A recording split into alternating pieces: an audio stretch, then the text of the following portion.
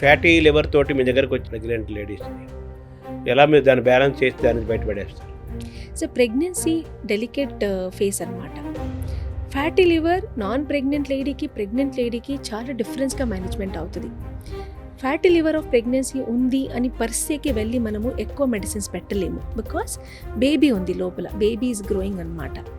వాళ్ళకి వాళ్ళ life style పరంగా వాళ్ళ డయట్ని మాడిఫై చేస్తాము. లైఫ్ స్టైల్ని మాడిఫై చేసేసి రిక్వైర్మెంట్ క్యాలరీ సప్లిమెంట్ చేసేసి మనము ఒక డిసిప్లిన్ ఆఫ్ ఫుడ్ హ్యాబిట్స్ ఇస్తాం. ఫుడ్ హ్యాబిట్స్తో పాటు మనము ఫిజికల్ యాక్టివిటీని కూడా చెప్తాం.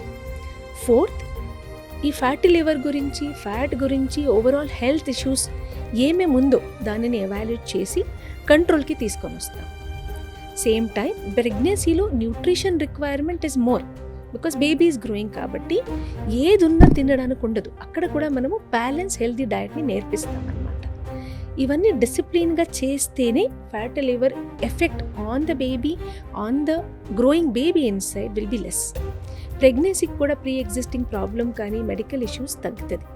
లేకపోతే ఫ్యాటీ లివర్ అన్నది మెడికేషన్స్ డ్యూరింగ్ ప్రెగ్నెన్సీ మనం యూజువల్గా ట్యాబ్లెట్స్ పెట్టం. It's diet, lifestyle and co existing medical ప్రాబ్లమ్ని బ్యాలెన్స్ చేయాలి. అంటే ముందుగా మీరు ఈ ఫ్యాటీ లివర్ని అడ్రస్ చేసి దాన్ని నార్మల్స్కి తీసుకొచ్చి హెల్తీ వాతావరణం తీసుకొచ్చిన తర్వాతనే ఫెర్టిలిటీ జోలికి వెళ్తారు. అందుకే sir pre conceptional counselling is very important అన్నమాట. చాలా ఇంపార్టెంట్. ఇవన్నీ తెలుస్తాయి టోటల్ బాడీ కండిషన్ అంతా, టోటల్ బాడీ కండిషన్ తెలుస్తుంది. న్యూరో సోషల్ ఉండొచ్చు, సైకోసోషల్ ఫ్యాక్టర్స్ ఉండొచ్చు. ఎన్నోసారి పేషెంట్ చాలా సైకలాజికల్ స్ట్రెస్తో ఉంటారు సార్. జాబ్ స్ట్రెస్ ఉండొచ్చు, ఫ్యామిలీ స్ట్రెస్ ఉండొచ్చు, పర్సనల్ సోషల్ ప్రాబ్లమ్స్ ఉండొచ్చు. ఇవన్నీ మనం రెక్టిఫై చేసుకోవచ్చు. ఈ రెక్టిఫై చేయడానికి ప్రీ కన్సెప్షనల్ కౌన్సిలింగ్ చాలా మేజర్ రోల్ ప్లే చేస్తుంది ఇక్కడ.